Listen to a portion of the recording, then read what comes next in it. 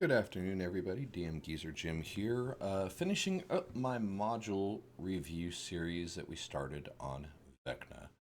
Started out with Vecna Reborn, followed by Vecna Lives, concluding with Die Vecna Die. Three-part trilogy. It is a trilogy in the instance that it follows Vecna's story.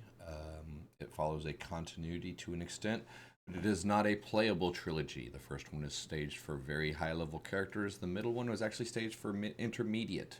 It was a trip into Ravenloft. Just watch my second video for a little bit more detail on that one. The third one, called Die Vecna Die, was actually released in 2000, the year 2000. Here we go. Go with that view. Released in the year 2000, published by Wizards of the Coast after the changeover for TSR. One of the last second edition modules, and it was actually kind of ushered in a new era, as it were, for D&D. They used it to kind of break some of the paradigms that had been part of the story up to that point, alter a little bit of stuff, and I think this is probably the point where Vecna actually became a little bit more of a threat. If you watched other reviews in this series so far, you could probably tell I'm not impressed with Vecna. I think there's more impressive antagonists in the D&D universe that we could be focused on, that we could enjoy, that have a lot more depth to them than the traditional I'm a big bad wizard and I want to live forever and I want to blah. Man, come on, dude. Tharizdun did it better. Assessorak did it before you. Point being, he is who we got to look forward to as unifying big bad end guy. So I think it's important that, we take some time to look at the context, to look at the lore that's actually been available to about Vecna prior to this point. If you've done a Google search on Vecna, you've seen that he became a god in 3rd edition. Will probably be the first quick little thing that you read. He was built to support the Hand and Eye of Vecna. The Hand and the Eye of Vecna were items that were created for the Dungeon Master's Guide, along with the Sword of Cost. It sounded really cool. It was a story in someone's head, there's no doubt about it. But it had zero world impact until someone said, hey, that's an awful cool item. Why don't we come up with a story behind it? Because that's where they filled in, with Vecna being this grand wizard who became one of the greatest liches, Koss, who became a vampiric general who followed him in, eventually overthrowing Vecna. Big magical battle happens, and one thing left over is the Hand and the Eye, which float around now. So, that was the summation of Vecna up to that point. Vecna Lives was the first module where he was an active player, and at that point, a Lich, Halmadrad, can't remember the exact guy's name. It's in the review. Equips the Hand, equips the Eye, becomes and fails the saving throw, and Vecna takes him over. So the party chases Vecna through that module to the conclusion of that, which puts Vecna in the second one, Vecna Reborn, that sees him growing up in the domain of Dread, the lands of Ravenloft. Players do that adventure. It's a cool adventure. Doesn't really involve Vecna, other than name. So Die Vecna Die is the third part of the trilogy, where Vecna is escaping from Ravenloft and about to make his big play to become the lesser power that he is now. And I guess he's going to be a greater power come when D&D next, whatever. We'll see what they do with him. But so what's up with the module? What's up with the story? Book 1, it's broken into 3 major sections. It's kind of similar to a lot of your bigger set piece modules, your higher level ones, in the fact that there's ironically not a lot of travel required for them. Most of it's teleportation, plane shifting, things like that. So about to misrepresent myself. It's limited in the amount of travel montages, amount of forced marches, that kind of stuff. Your players aren't traveling in your traditional sense of the environment to any extent. They are traveling a lot planar-wise, interdimensional travel. So Tovag Baragu, this is a location. I'm going to pop up a map real quick. Apologies. I should have had this up before. We're going to borrow the Anaby Meyer map. Love this map of Greyhawk. Even if you're not using Greyhawk, if you're using the module as listed, you are using Greyhawk. Tovag Baragu is this collection of circular things over on the Carnouche Hills by the now populated, formerly ruined city of Canuck. settled off in the dry steppes on the far, far western edges of a gigantic world. So you're hand waving right off the bat, getting your party to Tovag Baragu somehow. We're assuming that, with the level of adventure, they've gotten magical transportation to this gigantic Stonehenge-like collection of obelisks and circles. Zoom in so you get a kind of a view. Yeah, it's older art, but it is what it is. So as I go through this section here, they're actually going to go through the extended complex into the central ring. This is a collection of gates and portals that lead them through a merry chase of 13 different parallel universes. Now, I'm going to go a little bit spoiler on this one from the simple fact that we're closing out the series. So I want to be clear, I was a little bit ambiguous on the first module. There's really not to it. The first module sucked. I'm sorry. Great lore. Great lore for Vecna fans. Great lore for DM about to use Vecna. Horrible module for play. Second one, great module for play. Not a whole lot about Vecna and cost, so it kind of sits in the middle of that.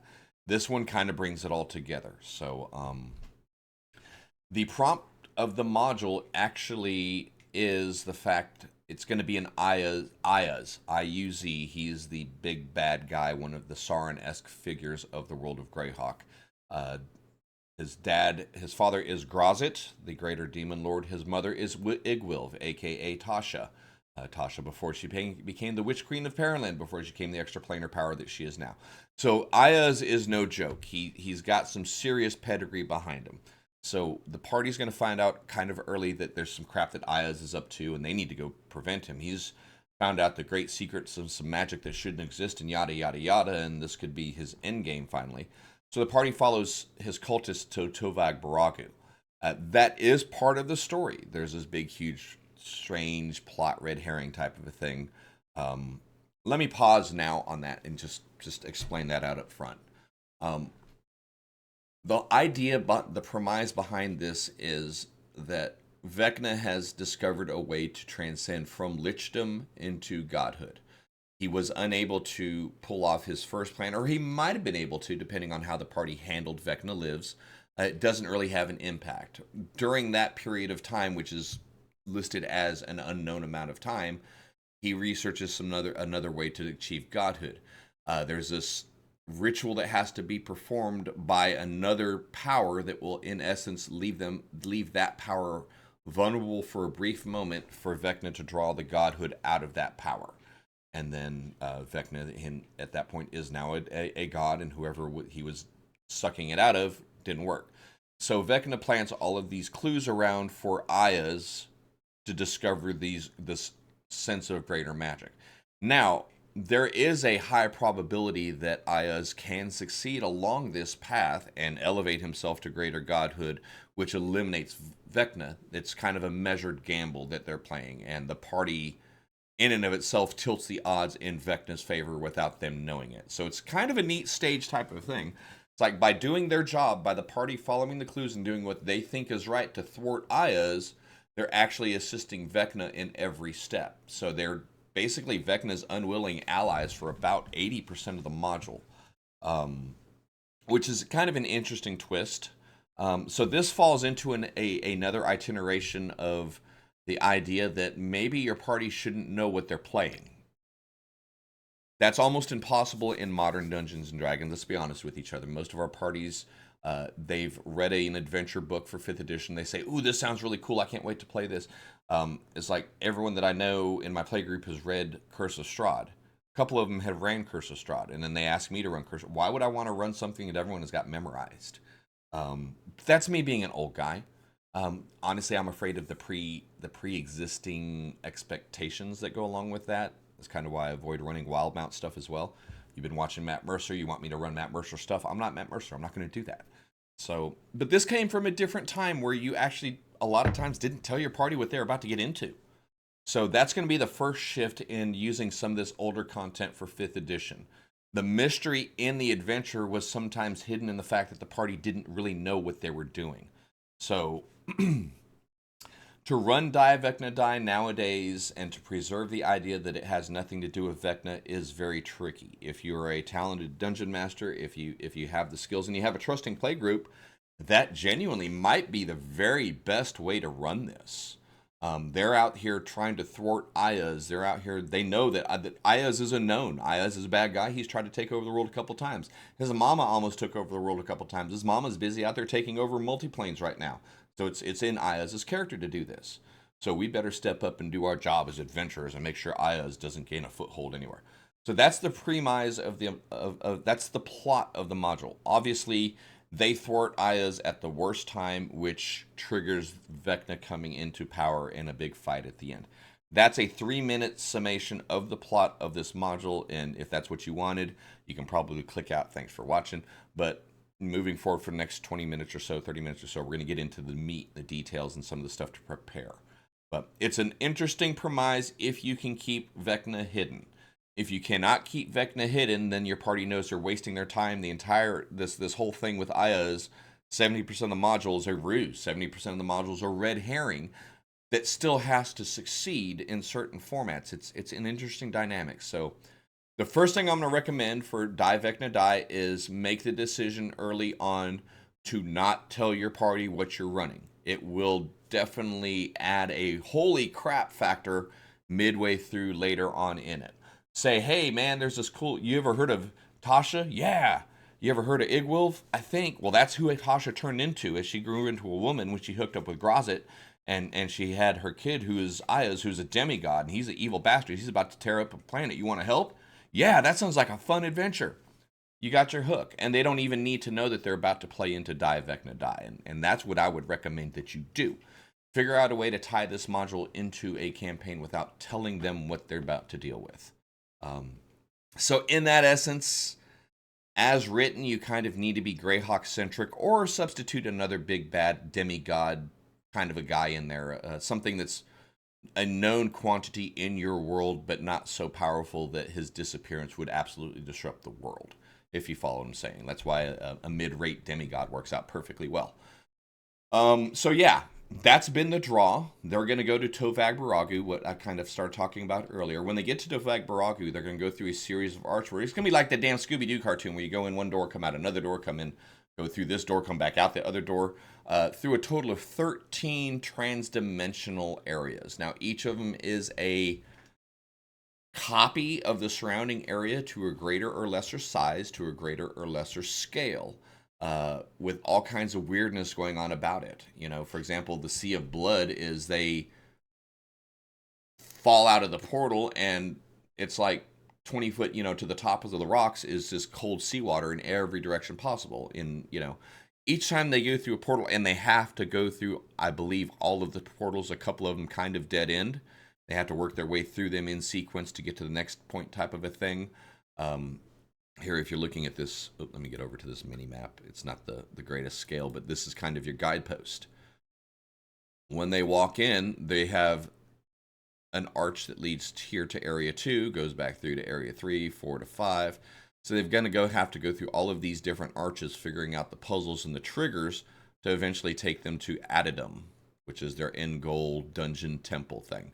Now, I want to stress at this point, according to how it's written, they're still following Ayaz. They have no idea of Vecna at this point. Ayaz has gotten a hold of some badass magic. He's using the portals and the arches of Tovag Baragu to summon some sort of great conflux of power to do X, Y, Z, A, B, C, whatever big bad you want to give him doing. So when they cycle through these, this is where prep is going to become a little bit heavy, because they're going, you get a rough description. They do at least give you the decency of giving you some descriptive box text.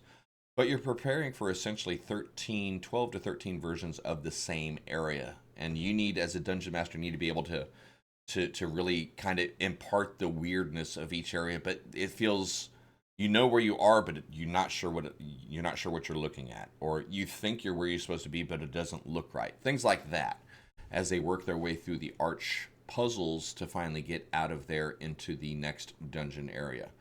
So, I mean, it's a series of encounters. It's a series of grinds. Some of them are dialogue, some of them are combat, some of them are puzzly. Some are just there to scare the characters to a little bit. You know, one of them, for example, the fading, it's a riddles. You need to be able to do some riddles to get through there without potentially cursing yourself or cursing your party in order to get out of it. And when you get to a certain point, you know you can't, once you cross this point, you're stuck. This is the railroad part of the mission. You get to here, boom. You clink, clink, clink, clink, shoo, you're going down the ride. So once they go through there, they get an addendum, which is a pretty big temple. Okay, 14 to what is it, 63, 50, 49 location temple and castle that you will need to map out, even unless you're really good at if you're a Theater of the Mind group, you're used to dealing with this kind of situation. If you're a tabletopper or if you are a VTT, get your mapping ready. This is combat thick, line of sight is a big deal. Detection as far as sound carrying over, things like that. So you need to have a map ready. There's lots of secret doors. So you need to prep up on your fog of war, whatever you kind of need to do to prepare your mapping to fit the environment. There is a lot of secret stuff in this dungeon. I say dungeon. Let's zoom in a little bit more so you can take a look at addendum. It's drawn in your typical style, just black and white, grayscale, hard to photocopy, hard to steal. Pretty easy for you to copy over into your own mapping format. A lot of detail given in your descriptions, so you may end up adding extra symbols and extra art to your maps to flesh them out. But be prepared to map. If you're a VTT guy, or girl, you've got 13 potential combat encounters around Tovag Baragu. So if you like making the same map different ways, this is in your wheelhouse. If you hate repeating work, figure out a way to make the same map work 13 times. No, you'll have to make a couple. You'll have to make a couple unique ones to fit the encounters that you're dealing with. So yeah, preparation is a little bit heavy on this one. The mapping for the dungeon, the mapping for addendum is huge. The mapping for the Tovag Baragu parallel dimensions is significant. You need to be ready for that one as well. Combat is not that big of a deal. Well, combat's is somewhat significant. What you need to prepare for in regards to 5th edition, this, for the most part, you can easily find transitions for parallels for 5th edition monsters versus 1st edition monsters. Or in this case, my bad, 2nd edition monsters. Should you need to make calculations, we'll cover that at the end of the stream. I'm trying to get a little bit quicker on my recordings, so you don't have to listen to me repeat myself for an hour. But yeah, you've got some descriptions for stuff. It talks about additional parts of Vecna. The hand and the eye are the two parts that are most well known. This module, Die Vecna Die, actually brings in like a scalp, a tooth, the other eye, a chunk of his left thigh, a couple fingers off of the other hand, yada, yada, yada, yada. So, scalp of Vecna, 1st digit, 2nd digit, 3rd digit, right eye, molar of Vecna, incisors of Vecna, foot of Vecna, heart of Vecna, skin of Vecna, head of Vecna. There's more Vecna body parts laying around in this dungeon than you can shake a stick at. It's like, okay, so Vecna's got body parts all over the place. And the party can actually encounter all of these relics and potentially graft them onto their body.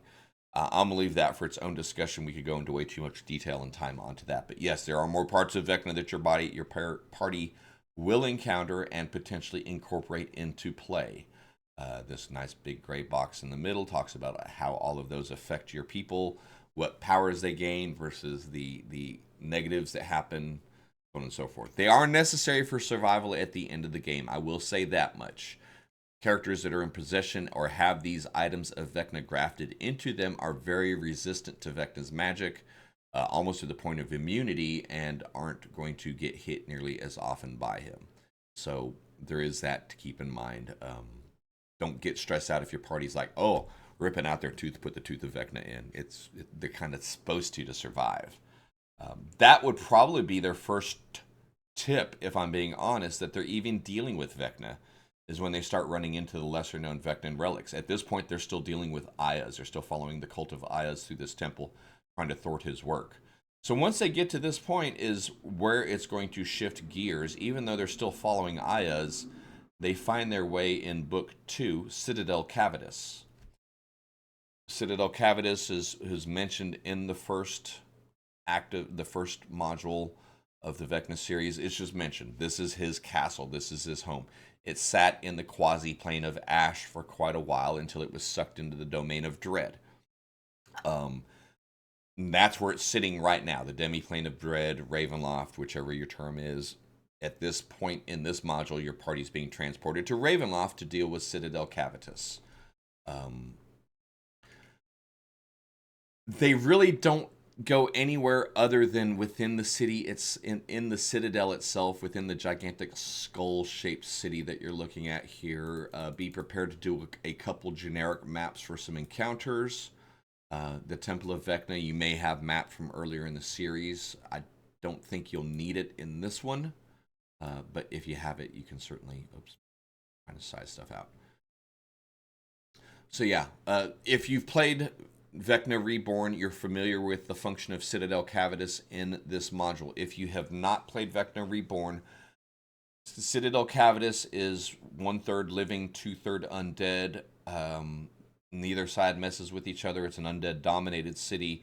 As long as you're not harassing skeletons and zombies and ghouls, you're free to move around on your own. Magic is unusable in the city. Straight up, you cannot cast a magic spell. It does not function anywhere except for within the temple. No matter how hard your characters try, no matter how many rings of charges of... Encourage them. Use that ring of wish. See what happens, bro. Oh, damn, that sucks. Try again. How many you got left? Well, surely this last wish will work. Ha ha ha, sucker. It does not work. Try it again. Tell them to do whatever they want. Magic does not work. So there is some DM fiat. There is some heavy-handed railroading that comes along with older content that you need to be prepared for to use in whatever edition you're using. It's the intent to impart the idea of an overwhelming force. You're being oppressed by something you have no control over. You can't even use your stalwart prayers to your deity for the slightest bit of healing or comfort. There's no magic here. So actually, I apologize. You will not need the temple in this one. You'll need the palace. So yes, get ready to map some more. Your party is assisting / thwarting a raid on Vecna's palace by the troops of Ayaz. So lots of bad guys fighting bad guys here, and the party kind of getting in the middle of it in some instances if they're smart about it. This gives a chance for a little bit of role play, a little bit of tactical use. If you have any control undead spells or anything like that, it kind of helps out here. But basically, the defenders of Vecna's palace are in a pitched battle against the aggressors from the forces of Ayaz. Both are evil guys. Vecna has lots of cool undead. Ayaz gets to summon demons and undead, so it's kind of going in Ayaz's direction right now, which it's supposed to. That's part of Vecna's plan, if you remember me telling you about that earlier. So your party's going to get in here and fight a battle that does not matter because Vecna's still going to win. Or not Vecna. Well, Vecna ultimately wins when Ayaz wins. So they should be like tore up right now. At this point in the adventure, they're like, okay, so why are we not helping Ayaz tear up Vecna's place? Why are we defending Vecna's? Because the realization of the players should really be in focus once they hit Citadel Cavitius. Once they realize where they're at, what they're in, Vecna's on the table now, and Ayaz seems to be fighting against Vecna. So that's for you to manage for your party. For me, my group knows I'm a Vecna hater. So if I was to put them in this situation, to be like, oh yeah, we're supposed to help Ayaz kill Vecna. DM thinks Vecna's a punk bitch. This is just him codifying it in a module. So, my players would gleefully go along the sacking and looting of the temple of the palace of Vecna. You're looking at what, 1, 2, 3 ground floor, first floor, second floor, third floor, 4, 5. I think, yeah, 5 levels to Vecna's palace, which is turns it into a gigantic dungeon crawl, a castle slog, and they're fighting the whole way. This isn't a friendly place. They're either there assisting Ayaz and not fighting demons while they fight undead, or they're on their own purposes, in which case they're fighting demons and undead. And then they get into the minor towers and the major towers. So the second section takes place in Citadel Cavitius. The vast majority of Chapter 2 is going to take place in Vecna's palace. Yet another a big module, a big, huge set-piece campaign-style adventure that doesn't take a lot of traveling. Kind of like similar to the, Paladin in Hell. Heck of a module. Only 3 real locations involved in it. This is kind of the same. Really cool module, really cool story. You got some Tovag Baragu stuff. You're here at Vecna's palace in Citadel Cavitius. And once you fought through all of this, your party will then find themselves at the end of the final confrontation. And whatever they end up doing, Vecna ends up living. And Vecna enters a portal to the City of Doors. Sigil, City of Doors, a heart of the Planescape campaign, still existing in 4th edition, mentioned in 5th edition on occasion. One of my favorite places in all of the multiverse, one of my favorite places in all of D&D, one of the strangest places you'll deal with. So this was kind of the transition of, I think, editor's note, I believe part of the idea of this module was to open up, to break Sigil open, so to speak, to break a couple of rules, to kind of change the dynamics in anticipation of 3rd edition, and just to, you know, if you knew the D&D lore at the time, if you knew anything about Sigil, about Planescape, about any of that, you knew the idea of a deity power going into Sigil was a big deal. So they changed their own rules ever so slightly, I think, for story impact more than anything else. But they did give you logical reasons to sidestep. So anyway, they go from Ravenloft to Sigil. It's not a big deal. They find a port or a portal, collapsing castle in Vecna's wake. You know, he disappears and steps through a dark rift, and you know the party, if they have relics of Vecna, can get sucked in. If they want, they can go running into it. Doesn't matter. When they arrive in Sigil, it's under attack. Vecna's on a tear. Let's zoom in a little bit here. You don't need to prepare a ton for the Sigil section. You need to prepare a little bit of the map for the armory, the yard around there. But basically, yeah, Vecna shows up and he just blows several rows of housing away. It just leaves a swath of destruction. Party can easily follow it a couple thousand feet to the armory. And so when they get to the armory is when the first encounter with Vecna himself begins. Some demons are here, some devils are here, the forces of Ayaz are here besieging. The forces of Ayaz, I believe, is not here at this point. He lost in the last fight to Vecna. His forces are still here. Ayaz is technically still alive, but not by much. Now,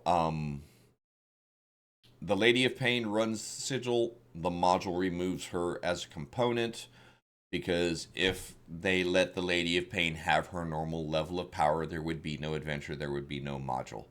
Straight up, it's the writer's fiat to disable one of their greatest power, one of the greatest balancing things they have in the game, so Vecna can come in here and you can finish the adventure. Lady of Pain can blink and Vecna goes into a trans-dimensional maze that he's stuck in forever. Game over at the end. Bye-bye. She's done it to every other god that's tried to come into her city. So they, for whatever reason, for simple story purposes, the Lady of Pain is deactivated for the purposes of this module, which is dumb, but whatever. So at least that lets the characters be the heroes, right? Lady just doesn't blink and Vecna goes away and everyone's like, oh, whatever. So they'll have some interactions with some of the named people in the city as they make their way around, trying to collect a few, what's the best way to say? MacGuffins. We'll call them MacGuffins. A couple MacGuffins that they'll need to finish off Vecna and to banish him forthwith from the city of Sigil. They'll fight their way into the armory, which has now become the Church of Vecna, fighting against lots of undead, some liches. A Lich Templar is a pretty powerful being. And ultimately challenge Vecna's avatar. Once they defeat Vecna, the maimed Lord, the Whispered One, Master of the Spider Throne, the Chained God, God of Secrets, and the Failed God. Greater power of Oerth now, whereas he's considered a lesser power in 3rd edition again. Whatever. He's done. Your team should have dispatched him by hook, crook, or having a couple of the body parts. They're able to fight Vecna off when they get to the bottom of the armory. They have a big, bad, bombastic battle, and they get to defeat Vecna, and Vecna goes off to somewhere else. And dude, that's it. So I enjoy this module in the extent that it kind of ties a couple of the non-player characters that I like together. It ties the Lady of Pain in. It gives us a chance to play with the Lady of Pain. gives the players a chance to play with Ayas, and obviously it brings Vecna into the fold a little bit. I dislike the module in that it breaks its own lore that's been established for multiple editions just to make one module work. I dislike the module in the extent that you have to keep a lot of it hidden from your players for them to really appreciate it, to really get the ooh, ah, wow factor. So if you tell your players you're playing the module Die Vecna Die to begin with, a lot of the mystery, a lot of the what are we doing is gone. They know this is just the rigmarole that we have to do till we fight Vecna. So the strength and the weakness of this module is kind of the same thing. It's up to you as a dungeon master, up to you as a referee, to put the effort in to decide if you're going to disguise the module, if you're going to conceal the fact that they are actually challenging Vecna, that Vecna is the big bad end guy. Are you able and are you willing to send this up as an anti-Ayas or anti-whichever big bad, mini bad guy that you have has found the key to the greater power, and if you don't stop him, all this crap's going to go crazy. And then halfway through, they start getting the clues of what's going on, but they're not sure which the lesser of two evils is what it becomes at that point. And then the third part of it is when it's all said and done. I hate to say it, but when it's all said and done, the players don't have any agency in this module. This is literally a amusement park ride for them. So let's keep that in mind. It's a pretty dangerous amusement park ride, but in every situation, in every step of the three, no matter what they do, the next thing still happens. Unless short of dying in the adventure ending, and gosh, that sucks, nice try. Yeah, that was a little hard. I got to remember that. We'll save it for a few more levels. Next time we'll try it. You guys get a little higher level. And that's where it ends. But short of the characters dying, there is no change in what happens based on their actions. Whether Vecna is defeated or whether the players destroy Vecna or Vecna ascends, he is now a god. Whether they help Ayas defeat Vecna or they help Vecna defeat Ayas pops back up. There's no true lasting. When they go through the city of Sigil, Vecna walks through and wrecks half the city as he begins ascending godhood. Once that's done, it's done. That section of town is no different than the Slags when the Blood War spilled through the portals and wrecked 20% of the city. They only repaired half of that. The rest of it's still there. So that's, the downside. There's no payoff, in my opinion, for the characters other than a cool story, other than participating in a cool adventure. When your party's playing Die Vecna Die, when they're running through this module, and actually, honestly, any of the modules, now that I think about it, their actions have no true impact on anything. And it pains me to say that because I like this module. Out of the three, Die Vecna Die is my favorite. It makes the most sense. It ties stuff together. It's got a grand scope without making you, the dungeon master, prepare for entirely too much crap. But it lacks the oomph. It lacks the in my opinion, once your players are done with it, they're going to say, yeah, that was fun. But it's not going to be like, wow. Unless you do a lot of trickery to preserve the secret of Vecna being involved in it. Unless you do a lot of sleight of hand to make them realize that their bad mistake really wasn't a mistake because it was going to happen anyway. So you need to be prepared to trick your players into thinking they actually matter in this module. That is a downside of it. It's going to whatever happens with or without player involvement. At the beginning of the module, the end of the module, if you read through it and you remove players from every aspect of it, the same thing will end up happening, whether they succeed or fail. So that can be a little frustrating. But again, if they don't know anything about it, then that's a moot point, right? If your players only know about Vecna from Stranger Things or from Critical Role, then this is a great introduction into the campaign for him, and this is how he becomes a god and all of that. But it's like it was a module written to address a problematic piece of lore. Fun module. The 13 versions of Tovag Baragu, in my opinion, are a strong point of it. Can take you some creativity, especially mapping wise. But I like using a location like that to where you're in the same place, but you're in an alien version of it each time, confusing the players, stressing them out a little bit, while still not tossing him into the deep end of, oh my God, what are we in? Because they look behind him, they still know, okay, we can do this, we can figure this out. Even though there's a gigantic Terminosaurus Rex chasing us around 2 of these rings, we can figure this out. You know, the next time they're splashing for their lives in, you know, an endless ocean surrounding Tovag Rug, we can figure this out. But it's cool. That's honestly my favorite section of the module is the first, the 13 portals of Tovag Baragu, I think. The interaction with Ayaz. If you're not familiar with the NPC of Ayaz, you're gonna sell yourself short. You're gonna sell him short. You're gonna make it obvious that he's really not the bad guy. So you need to do a little bit of research on who he is, more so than what I've already told you. Just to put some meat on his bones, just to give him some teeth, just to be able to maintain the illusion early on that he's the bad guy. In fact, he is a bad guy, but he's not the bad guy. You are a bad guy, but not a bad guy. But he's both versions of it. He's just not the biggest of the two. And then how do you explain him getting screwed around without, you know, his mom showing up and offing half of the frickin' known universe with Loth and Dweeblex and Grozit in tow, you know? Yeah. Different stream. I'll do the Strengths of Igwilv as an NPC one day, or as a big bad one day. But anyway, Die Vecna Die, worth the money? Yeah, if you're talented enough for it, and if your party's willing to play dumb, it's a great module. If your party's well read, if you're not able to keep a secret, if you're not able to really present a false front for 50 to 60% of the module, it's not going to be that good. It'll feel like a lot of empty motion to get to the end point. But, you know, I think it's a fitting summation for the trilogy. You have Vecna Lives, which incorporated the idea that his hand in his eye was found by someone and it was bound to bring this Elder Lich back to life. So that was a representation of Vecna Lives.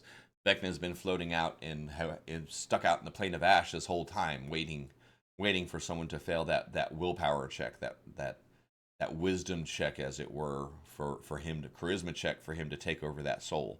So boom, one wizard puts an eyeball in, puts a hand on, goes, Vecna, and then all of a sudden he becomes Vecna.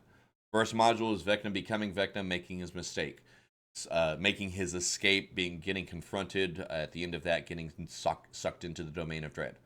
Second module in the series, Domain of Dread, they're in there just kind of cursed to rehash their lives over and over again while Vecna comes up with the plot for this module.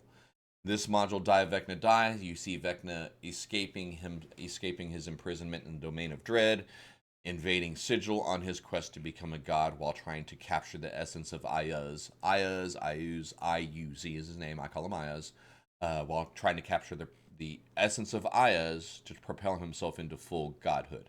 And the characters are along for the ride. They're not necessarily thwarting, they're not necessarily stopping. If they kick his ass, something still ends up happening. If they end up failing out, something still ends up happening. So yeah. I'm going to go ahead and finish up this series, finish up this episode now. But you know what? It's still worth a look. It's still worth the play. Pick them up. The trilogy's a couple bucks a piece on DM's Guild. If you don't want to take my word for it, pick them up, read them yourself. You'll likely come to the same conclusion. But the plus side is you get some content. You get some lore. You get some factual documentation, citable resources as you educate yourself and prepare for Vecna's launch in 2024. But you know what? DMGeezerjim here. Going to go ahead and close out. Thank you so much for your time. I hope you enjoyed the video. Like, follow, subscribe. If you think someone else might like to hear it, I'd love for you to share the video, share the link to my channel as well. I've got live play in the evenings going over on my Twitch. We sit around and talk. A lot of times I end up talking D&D while I'm playing video games. Love for you to join me over there just to hang out, build a community, you know, hanging out on Twitch. Got some maps, some stuff on Etsy if you're interested in supporting my business. If you need some virtual tabletop maps or even printable maps, they're there on Etsy. Obviously, I've got my Patreon and my Facebook. Everything's under DMGeezerjim. Hopefully, I'll see you guys soon. Thank you for your time. Y'all be safe.